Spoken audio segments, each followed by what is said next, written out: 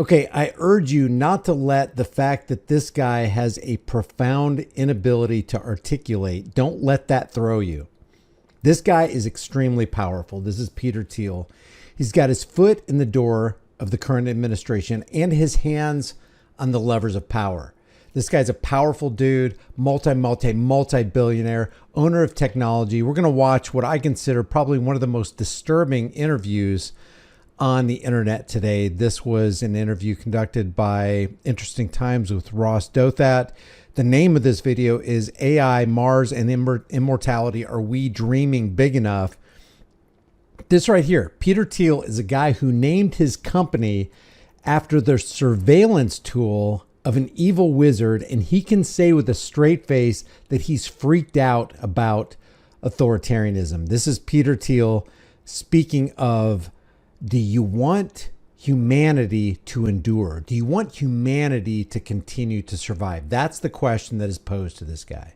Right. And you were mentioned earlier the idea that the modern world used to promise radical life extension and doesn't anymore. It seems very clear to me that a number of people deeply involved in artificial intelligence see it as a kind of mechanism for transhumanism, for transcendence of our mortal flesh, and either some kind of creation of a successor species or some kind of merger of mind and machine. And do you think that's just all kind of irrelevant fantasy? Or do you think it's just hype? Do you think people are trying to raise money by pretending that we're going to build a machine god, right? Is it hype? Is it delusion? Is it something you worry about? I think you would prefer the human race to endure, right? Now, this is a very simple question. A human being asking another human being, whether he's a billionaire or not, whether he's the co-founder or CEO of Palantir surveillance apparatus or not, this is a human being asking another human being, you want humanity to endure, right? And I want to show you the pause. I want to show you the equivocation. Regular human, of course I'm human. I want humanity to endure. That's the appropriate question, but watch him and Haw about this. Listen to the question one more time and we'll watch it in context with no breaks, no pauses, no edits. I think you would prefer the human race to endure, right? You're hesitating. Yeah, well, yes? I don't know. I would This is a long hesitation. This is a long hesitation. There's so many questions implicit in this. Should the human race survive? Yes. Okay. But I also... And then when he does finally get around to saying yes, he adds a but to it. Yes, humanity should survive, but... We're going to watch that again because it's too crazy. It's almost like this is the evil villain that you've always read about in comic books or you've seen on the silver screen playing out before. This is just a regular interview asking a guy who is very powerful in today's world, who has control and command of vast resources, who has major connections, and maybe he has some dirt on some higher up officials through the technology that he's created. So he's got some leverage, some serious leverage. Asked a very simple question about, does he want humanity to endure? Do you want humankind to continue to exist?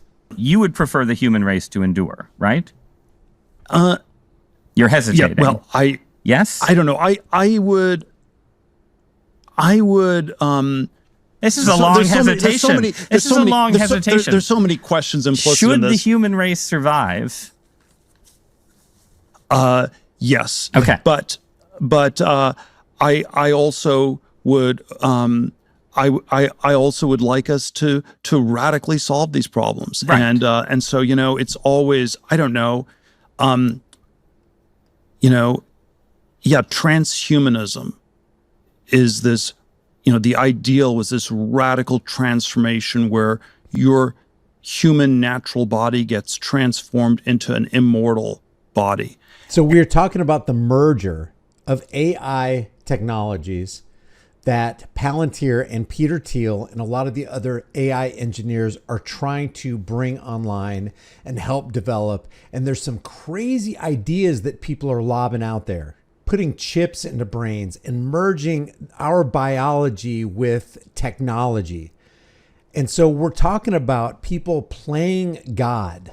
Maybe Peter Thiel is what the devil would look like if he had mental disabilities and social anxieties. Body gets transformed into an immortal body.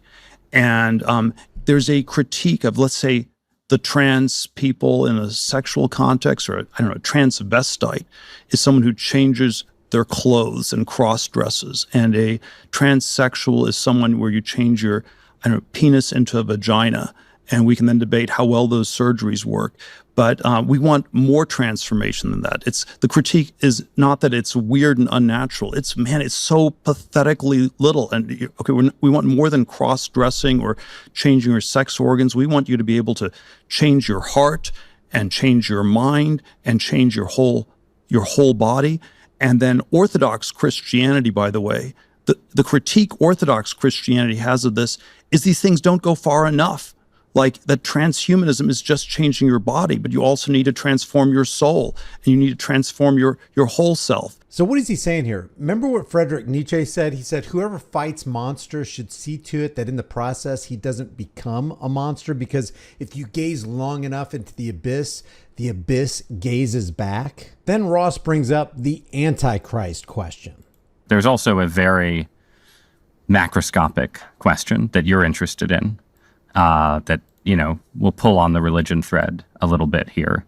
You have been giving talks recently about the concept of the Antichrist, which is a Christian concept, an apocalyptic concept. What does that mean to you? What is the Antichrist? No, I think there's always a question, how do we articulate some of these existential risks, some of the challenges we have, and they're all framed in this sort of runaway dystopian science text. There's a risk of nuclear war. There's a risk of environmental disaster, maybe something specific like climate change, although there are lots of other ones we could come up with. The Christian framing, which in some ways is the same question, is Antichrist or Armageddon. You have the one world state of the Antichrist, or we're sleepwalking towards Armageddon. One world or none, Antichrist or Armageddon, on one level are the same question. How does the Antichrist take over the world? He gives these demonic, hypnotic speeches, and people just fall for it. And so it's this plot hole. It's this daemonium. Right. It's implausible. It's a very implausible plot hole. Right. But I think we have an answer to this plot hole. The way the Antichrist would take over the world is you talk about Armageddon nonstop. You talk about existential risk nonstop. And this is what you need to regulate. It's the opposite of the picture of Baconian science from the 17th, 18th century, where, the Antichrist is like some evil tech genius, evil scientist who invents this machine to take over the world. People are way too scared for that. In our world, the thing that has political resonance is the opposite. It is the thing that has political resonance is we need to stop science. We need to just say stop to this.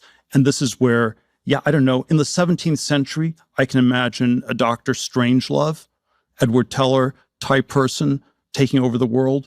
In our world, it's far more likely to be Greta Thunberg.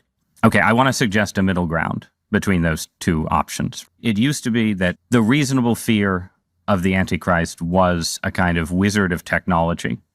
And now the reasonable fear is someone who promises to control technology, make it safe, and sort of usher in what, from your point of view, would be a kind of universal stagnation, right? Well, it's more, that's more my description of how it would happen. Right. So I think people still have a fear of a 17th century Antichrist. Yes. We're still scared of Dr. Strangelove. Right, but you're saying the real Antichrist would play on that fear and say, you must come with me to avoid Skynet, to avoid the Terminator, to avoid nuclear Armageddon. Yes.